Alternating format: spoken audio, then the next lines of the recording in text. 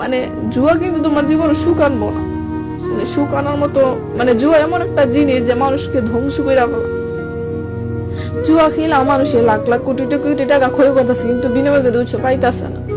মানে মধ্যে দিয়া আমার মতো হাজার মেয়ের জীবন নষ্ট হইতাছে, আমার সন্তানগুলোর মতো জীবন নষ্ট হইতাছে, পিতার ভালোবাসা থেকে বঞ্চিত হইতাছে। এরকম আমার রিলেশন করেই বিয়ে হয়েছিল, বিয়েটা পারিবারিক ভাবেই হয়েছিল। তখন বিয়ে হওয়ার পরে যখন মানে স্বামী সংসারে গেছি, তখন যাওয়ার পরে দেখি যে মানে শাশুড়ি তার ওনার মানে ব্যবহার অন্যরকম বলতে কি যে এখনকার শাশুড়ি এরকম যে পরের মেয়েরে নিজের মেয়ের মতো দেখতে চায় না। বলতে কি আমার সামনে থাকতো এক, কিন্তু আমার পিছনে আমার অন্যরকম কথাবার্তা বলতো, যার কারণে মানে আমি পুরো ফ্যামিলির কাছে দোষী। আর হাজবেন্ডও এরকম যে মানে সে আবার মা ভক্ত, মানে সে এরকম ছিল যে তার মা তার মানে যেটাই বলতো সেটা সে বিশ্বাস করতো, কিন্তু আমাকে জিজ্ঞাসা করতো না যে তুমি এটা এরকম করছো কিনা। না জিজ্ঞেস করে আমার মারধর টর্চার এরকম শুরু করতো। তখন আমি থাকতে পারতাম না, আমি আমার বাপের বাড়ি চলে আসছিলাম। করার পর আবার মনে করেন এরকম ফোন টোন দিত, দিয়ে আসে যে আমি ভালো চলবো, এটা চলবো, তোমার সাথে কেউ কিছু করবো না, তুমি আসো। তখন আমি যাওয়ার পরে মানে এরকম ভাবে আমি টিকতে পারতাম না। আমার হাজবেন্ড যেহেতু কোনো কাজ করতো না, আমার এই ফ্যামিলির পুরো কাজ টাজ করা লাগতো, আর ওদের ফ্যামিলি অনেক বড় ছিল, যা মানে আমি স্বামী বেকার ছিল। হ্যাঁ, আমার স্বামী বেকার ছিল। বেকার দেখেও বিয়ে করেছেন আপনি? হ্যাঁ, ভাবছিলাম যে মানে বিয়ের পরে তো চেঞ্জ হয়, সবাই তো আর এক থাকে না, আর বিয়ে হয়ে গেলে তো ছেলেরা এমনিতেই কাজ করে, সবকিছু করে, কিন্তু তার মধ্যে সেটা আমি পাইছিলাম না। সবচাইতে মনে করেন আমার ইচ্ছা ছিল যে আমি সংসার করার খুব ইচ্ছাটা ছিল, কিন্তু আমি অনেক চেষ্টা করছি। এরকম ভাবে যখন আমি কয়েকবার গেছি, শেষে আমার শাশুড়ি মানে কিছু একটা মানে তর্কাতর্কি নিয়ে আমারে এক রুম থেকে কাঠ দিয়ে মানে মোটা একটা কাঠ দিয়ে আমার মারতে মারতে আরেক রুমে নিচ্ছিল। ওনার ছেলে সে আমার হাত থেকে আমার ফোনটা নিয়ে নিছে, নিয়ে পরে 2 দিন খোঁজ নাই, মানে 2 দিন আসে না, আমার ফোনটা বিক্রি করে ফেলছে। বিক্রি করে সে নাকি মানে জুয়া খেলছে। তখন আমি ওর কিছু বন্ধু বান্ধবরা জিজ্ঞাসা করছি, তখন বলতেছে সে তো অনেক জুয়া খেলে, প্রচুর জুয়ার নেশা। অনলাইন যে জুয়াটা বাইর হয়েছে মানে এইটা আমার ভাই মানুষকে একদম ধ্বংস করে, কত নারীর যে জীবন লাইফ নষ্ট করতেছে যা বলার বাইরে। আমি মানে এত চেষ্টা করছি, শেষ পর্যন্ত আমি টিকার মতো অবস্থায় ছিলাম না। দেখা গেছে কি এমন অবস্থা, ঘরের কিছু রাখে না, যে আগে আমার যে ফোনে অনলাইনে টাকা ভরে আমার খেলতে হবে, খেলার পর মানে এরকম একটা নেশা। কিন্তু টাকা তো পায় না, কিন্তু তার যে লাইফ শেষ হইতেছে, তার যে সংসার শেষ হইতেছে, বাচ্চার জীবন নষ্ট হইতেছে, মানে এইসবের কোনো তার ধ্যান জ্ঞান নাই। এক সপ্তাহ পরে আমার ফ্রিজ বলতেছে ফ্রিজটা বিক্রি করবো। পরে আমি না করছি, আমি জানি সে জুয়া খেলবে, তখন আমি না করছি। পরে তখন হক স্টিক আসছিল ঘরের ভিতরে একটা, তার হক স্টিক দিয়ে মানে মারতে মারতে এমন অবস্থা করছে আমার 2টা বাচ্চা ভয়ে, মানে এমন অবস্থা, মানে তারা ভয়ে লুকাইয়া চলে যাইতেছে, এমন ভাবে মারাত্মক, নাকে মুখে দিয়ে রক্ত বাইর করে যে আমি জিনিস বিক্রি করবো, তোর সমস্যা কি, আমি যা খুশি তা করবো, তার কৈফুত কি আমার তোরে দেওয়া লাগবো। ফ্রিজটা ওর বোনের কাছে বিক্রি করছে, 3 দিন আবার নাই, মানে কোনো খোঁজ নাই। ওরা ফোন দিতেছি, কিন্তু আমার ফোন ধরে না, ফোন কাইটা দেয়।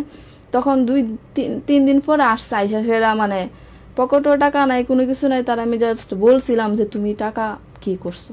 তারপরে মানে আমার সাথে শুরু হয়েছে মায়ের ধুর, অত্যাচার, টর্চার, যে যা খুশি তা করমু, এত কৈফত তোর কি দেওয়া লাগবো নাকি, থাকলে থাকবি, না থাকলে নাই, চলে যা আমার না। তাহলে আমি কই তুমি আগেই বলতো, আমার 2টা বাচ্চার জীবন নষ্ট করার আগেই বলতো, আমি সবকিছু সম্বল নিয়ে আমি তোমার কাছে আসছিলাম, তোমার কাছে থাকার জন্য, সংসার করার জন্য, কিন্তু তুমি এটা আমার সাথে কি করতেছ। সে বলে যে না আমি এমন ভাবে চলমু, মানে তার স্বপ্নে কি যে অনলাইনে নাকি জুয়া খেলে সে নাকি অনেক টাকা পাবে, মানে সে অনেক বড় লোক হবে, সে আশা জুয়া খেলে মানে এটা তার স্বপ্ন, মানে দিনদার স্বপ্ন। এদিকে যে তার সবকিছু চলে যাইতেছে, এদিকে আর খেয়াল নাই। বাচ্চারে যে মনে করেন মাদ্রাসায় সে ভর্তি করাইবো, মানে তারও কোনো চিন্তা নাই, মানে এইসব নিয়েও ঝগড়িত যে তুমি বাচ্চারা মাদ্রাসায় ভর্তি করো, পরে এটা বিক্রি করে সেটা বিক্রি করে বলে কি আমি ওরা মাদ্রাসায় ভর্তি করবো, করে সেটা মোবাইলে অনলাইন ক্যাসিনো তো বইরা, তারপরে সে জুয়া খেলা শুরু।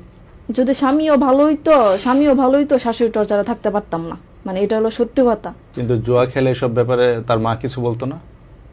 আমি তো আমার বলছি, মানে একটা যে করা করে যে শাসন করা, তেমন একটা কিছু আমি দেখি নাই। তারপর আমি শেষ পর্যন্ত আমার আব্বারে আমি ফোন দিছি, কারণ আমার ফোন নিয়ে নিছে আমি যে আমার আব্বা আম্মারে জানাইমো আমি আসছি 2 মাস হয়েছে, আমি আমার আব্বার সাথে কথা বলতে পারতাছি না, আমার আম্মার সাথে কথা বলতে পারতাছি না, এমন পর্যায়ে গেছে। আশেপাশে মানুষের কাছে যে মানে জামো তা ওরও কোনো সুযোগ নেই। ওর কথা হলো আমারে মারবো কাটবো সবকিছু করবো, কিন্তু আমার এখান থেকে যাইতে দিব না, মানে আমি এখানে থাকবো। বাড়িতেই থাকতো না, 3 দিন 4 দিন পরে আসতো। তাই 3 দিন 4 দিন পরে আসতো, আর আমি বাড়িতে একা, বাড়িতে কেউ নাই।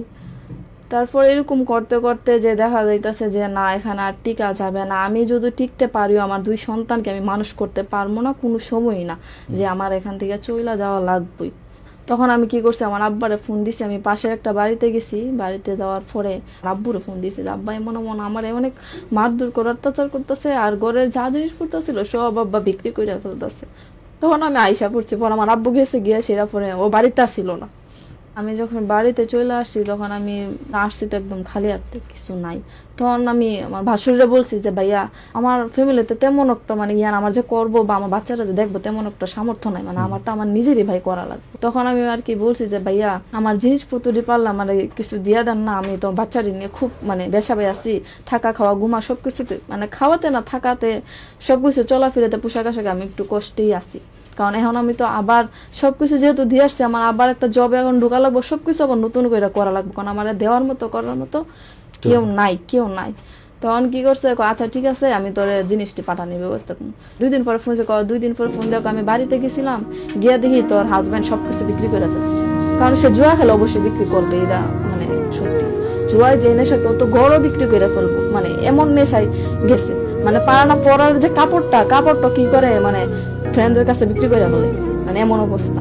তখন মানে আমার তো পুরো আসমান জমির ভেঙে পড়ছে। আমি মানে এক এক করে জিনিস জুড়াইছিলাম যে আমি সংসার করবো, নিজের হাতে সবকিছু করছিলাম, এমন কিছু মনে করেন আমি বাদ দিই নাই যে মানে আমার হাজবেন্ডের কিছু একটা কিনা লাগবে, যে আমার হাজবেন্ড একটা কিনলে যে তারপর তুমি শান্তি থাকো, আমি আমার বাচ্চাদের নিয়ে যান তোমার কাছে, তারা যেন বাপের ভালোবাসা থেকে বঞ্চিত না হয়, থাকো।